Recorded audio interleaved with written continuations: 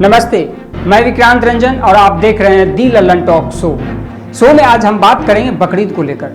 बकरीद को लेकर बीजेपी विधायक नंद किशोर गुर्जर ने कहा कि जिन्हें कुर्बानी देनी है वो बकरे की नहीं बल्कि अपने बच्चों की दें। इसके साथ ही उन्होंने कुर्बानी करने वालों के खिलाफ कार्रवाई करने की भी चेतावनी दी। क्या है पूरा मामला, इस पर हम विस्तार से बात करेंगे, लेकिन उससे पहले दिन भर की सुर्खियां। पहली सुर्खी, अयोध्या में राम जन्मभूमि मंदिर निर्माण की तैयारियां शुरू हो गई हैं। इस बीच खबर आई है कि मंदिर की नींव में टाइम कैप्सूल रखा जाएगा, जिसमें मंदिर निर्माण का पूरा इतिहास दर्ज होगा। इस खबर को श्री राम जन्मभूमि तीर्थ क्षेत्र के महासचिव चंपत राय ने गलत बताया है। उनका कहना है कि नींव में कोई टाइम कैप्सूल नहीं रखा जाएगा। श्री राम जन्मभूमि तीर्थ क्षेत्र ट्रस्ट के ट्रस्टी कामेश्वर चौपाल के मुताबिक टाइम कैप्सूल इसलिए 200 फीट नीचे नींव में दबाया जाएगा ताकि सैकड़ों और हजारों साल के बाद भी कोई विवाद खड़ा ना हो और इसकी पूरी जानकारी इस मंदिर के नींव में मिल जाए। हालांकि कामेश्वर चौपाल के दावे को चंपत राय ने खारिज कर दिया है। ऐसा नहीं है कि हिंदुस्तान में पहली बार टाइम कैप्सूल को ही हिंदुस्तान की जमीन में दफनाया जा रहा है। 15 अगस्त 1973 को तत्कालीन प्रधानमंत्री इंदिरा गांधी ने अपने हाथ से टाइम कैप्सूल डाला था। दावा किया जाता है कि इस टाइम कैप्सूल में आजादी के बाद 25 वर्षों का घटनाक्रम साक्ष्य के साथ मौजूद था।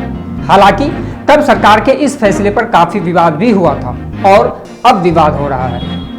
दूसरी सुर्खी, भारत को बुधवार को राफेल लड़ाकू विमान मिलने जा रहा है। फ्रांस से रवाना हुए 5 राफेल लड़ाकू विमान बुधवार को अंबाला एयरबेस पर पहुंचेंगे। फ्रांस के साथ हुई इस पूरी डील में कई तरह की अड़चनें थी, क्योंकि राफेल को भारतीय वायुसेना की जरूरतों के हिसाब से तैयार करवाना था। इस पूरी प्रक्रिया में जम्मू कश्मीर से ताल्लुकात रखने वाले वायुसेना के एयर कॉमरेड हिलाल अहमद रथर की भूमिका अहम रही है। एयर कॉमरेड हिलाल अहमद अभी फ्रांस में है और भारतीय वायुसेना के एयर अटैच में रूप में तैनात है। यानी फ्रांस में भारतीय वायुसेना की अगुवाई वही करते हैं जिन्हें लगातार फ्रांस में भारत के राजदूत के साथ भी देखा जाता है। कौन है हिलाल अहमद? हिलाल अहमद कश्मीर के अनंतनाग जिले से ताल्लुकात रखते हैं और यहाँ के बखियाबाद इलाके से हैं। उन्होंने सैनिक स्कूल से पढ़ाई की थी, जिसके बाद 1988 में वायुसेना ज्वाइन कर ली।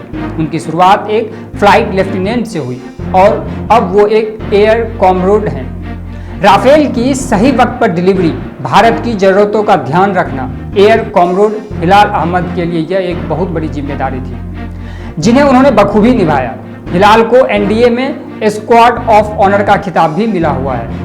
अगर उनके रिकॉर्ड पर नजर डालें तो उन्होंने अब तक मिग-21, मिराज 2000 और किरण एयरक्राफ्ट को करीब 3000 घंटों तक उड़ाया हुआ है। उन्हें वायुसेना मेडल से नवाजा गया है, जो उन्हें बतौर विंग कमांडर 2010 में मिला था। जिसके अलावा विशिष्ट सेवा मंडल से तब नवाजा गया जब वो 2016 में ग्रुप कैप्टन थे। तीसरी सुर्खी मध्य प्रदेश से है। मध्य प्रदेश के बैतूल जिला न्यायालय में पदस्थ एडीजी और उनके बेटे की हुई मौत के मामले में नया मोड़ ले लिया है। एडीजी महेंद्र त्रिपाठी और उनके बेटे अभियान राज त्रिपाठी की फूड पॉइजनिंग की उपचार के दौरान नागपुर में मौत हो गई थी। एडीजी महेंद्र त्रिपाठी के छोटे बेटे आशीष राजू त्रिपाठी ने एक महिला को पापा और भाई की मौत का जिम्मेदार बताते हुए साजिश कर उनको मारने का आरोप लगाया है। आशीष राज का कहना है कि संध्या सिंह नामक महिला ने पापा को आटा दिया था, जिसकी रोटी खाने के बाद उन तीनों की तबीयत बिगड़ी और जिससे पापा और भैया की मौत हो गई। आशीष ने बताया कि संध्या सिंह पिछले 10 सालों से उनके पापा के संपर्क में थी और कई तरीकों से उनके परिवार को खत्म करने की पहले भी साजिश कर चुकी है। आशीष ने इस बात का खुलासा करते हुए कहा कि पापा ने रास्ते में मुझे बताया था कि बेटा यह आटा एक संध्या सिंह नाम की एक लेडी की है। उसने 20 तारीख को कोर्ट के बाहर मुझसे मंगवाया था। उसने बोला कि पंडित से पूजा करवाने के लिए चाहिए और अपने घर पर पूरा मिला दीजिए, तो इससे सबका स्वास्थ्य अच्छा होगा और अच्छी समृद्धि होगी। पापा बोले, बेटा यह वही आटा था जो मैंने अपने घर में आटे में मिलवा दिया था। बेटे ने इस बारे में कहा कि बहुत ज्यादा ही क्रूर तरीके से उनके परिवार में हत्या की गई है। 4 लोगों का एक साथ सफाया करना पूरे परिवार का, और इसमें कहीं से कहीं उन पर उंगली भी नहीं उठे, ऐसा षड्यंत्रकारी प्लान बनाया गया है। नागपुर में रविवार को पिता पुत्र की मौत के बाद उनके शव को कटनी जिले में स्थित उनके गृह ग्राम लाया गया था, जहां सोमवार की दोपहर उनका अंतिम संस्कार किया गया है। एक साथ पिता पुत्र की मौत से गांव में मातम पसर गया है। चौथी सुर्खी, चौथी सुर्खी उत्तराखंड से है। उत्तराखंड के उधम सिंह नगर जिले की पुलिस की एक दिल दहला देने वाली अमानवीय घटना सामने आई है, जो लोगों को सन्न करने वाली है। घटना भी ऐसी कि पुलिस ने सारी हदों को पार कर दी, इंसानियत को तार तार कर डाला है।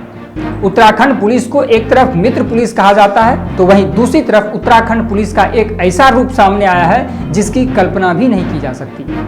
रुद्रपुर की सिटी पेट्रोल यूनिट CPU ने एक युवक के माथे में बाइक की चाबी गोद दिया। घटना के बाद क्रोधित लोगों ने पुलिस पर पथराव भी किया। मित्र पुलिस का रुद्रपुर में सिटी पेट्रोल यूनिट का क्रूर चेहरा सामने आया है, जहां रुद्रपुर के रमपुरा के रहने वाले युवक को वाहन चेकिंग के दौरान उनकी बाइक की चाबी को लेकर उसके माथे में गोद दिया गया।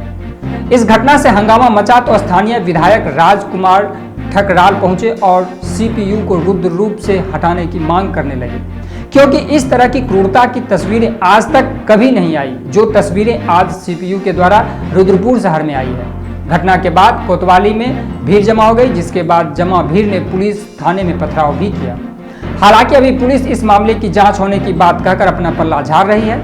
सुर्खियों से निकलकर अब बढ़ते हैं बड़ी खबर की ओर। मुसलमानों के दूसरे सबसे बड़े त्योहार ईद उल अजहा यानी बकरीद को लेकर सियासत खत्म होने का नाम ही नहीं ले रही है। अब गाजियाबाद के लोनी से भारतीय जनता पार्टी के विधायक नंद किशोर गुर्जर ने बकरीद को लेकर बेतुका बयान दिया है। नंद किशोर ने कहा कि कोरोना को देखते हुए इस साल कुर्बानी ना दें, और अगर कुर्बानी देनी है तो बकरों की नहीं, अपने बच्चों की दें। इसके साथ ही उन्होंने कुर्बानी करने वालों के खिलाफ कार्रवाई करने की भी चेतावनी दी। विधायक नंद किशोर गुर्जर ने बकरीद के मौके पर मुसलमानों से कुर्बानी न करने की अपील की। उन्होंने कहा कि जिस तरह कोरोना को लेकर लोगों ने सरकार के नियमों का पालन किया और मस्जिद और मंदिरों में पूजा तक नहीं की, वैसे ही इस बार बकरीद पर कोई भी कुर्बानी न दे, क्योंकि इससे कोरोना वायरस के फैलने का खतरा है। बीजेपी विधायक यही नहीं रुके। बीजेपी विधायक ने आगे कहा कि पहले सनातन धर्म में भी बलि दी जाती थी, लेकिन अब सिर्फ नारियल फोड़कर चढ़ाया जाता है। वैसे ही मुसलमान भी अब कुर्बानी ना दें। अगर कुर्बानी देनी है तो बकरों की नहीं, अपने बच्चों की दें। उन्होंने आगे कहा कि वह गाजियाबाद प्रशासन से भी कुर्बानी रोकने की अपील करेंगे और लोनी में एक भी कुर्बानी नहीं देने देंगे। इससे पहले बीजेपी विधायक संगीत सोम ने सपा सांसद शफीकुर रहमान को जवाब देते हुए कहा था कि अगर शफीकुर रहमान के बयान में दम है तो सबसे पहले पाकिस्तान से कोरोना खत्म हो जाना चाहिए था। उन्होंने आगे कहा कि जिस तरह आजम खां की ईद जेल में मनी है, उनकी भी बकरीद जेल में मनेगी। कहाँ लिखा है कि बकरीद पर खेती करने वाले जानवर काटे जाएं? साग आलू खाकर भी ईद मनाई जा सकती है। सपा सांसद शफीकुर रहमान ने केंद्र और राज्य सरकारों से बकरीद पर विशेष छूट देने की बात कही थी। उन्होंने कहा था कि बकरीद पर मुसलमानों को ईदगाह और मस्जिदों में सामूहिक नमाज पढ़ने की अनुमति मिलनी चाहिए। मुझे यकीन है कि जब ज़्यादा से ज़्यादा मुसलमान अल्लाह के दरबार में मुल्क की भलाई की दुआ करेंगे तो अल्लाह हमारी जरूर सुनेंगे। इसके साथ ही शफीकुर रहमान ने बकरीद के मौके पर पशु बाजार लगाने की मांग भी की थी। इस साल पूरे देश में 1 अगस्त को बकरीद का त्यौहार मनाया जाएगा। इस त्यौहार को हजरत इब्राहिम की दी गई कुर्बानी की याद के तौर पर मनाया जाता है। इस दिन मुसलमान ईदगाह या मस्जिद में सामूहिक रूप से नमाज पढ़ते हैं और फिर घर पर जानवर की कुर्बानी देते हैं। इसके बाद कुर्बानी के गोश्त को गरीबों में बांट दिया जाता है।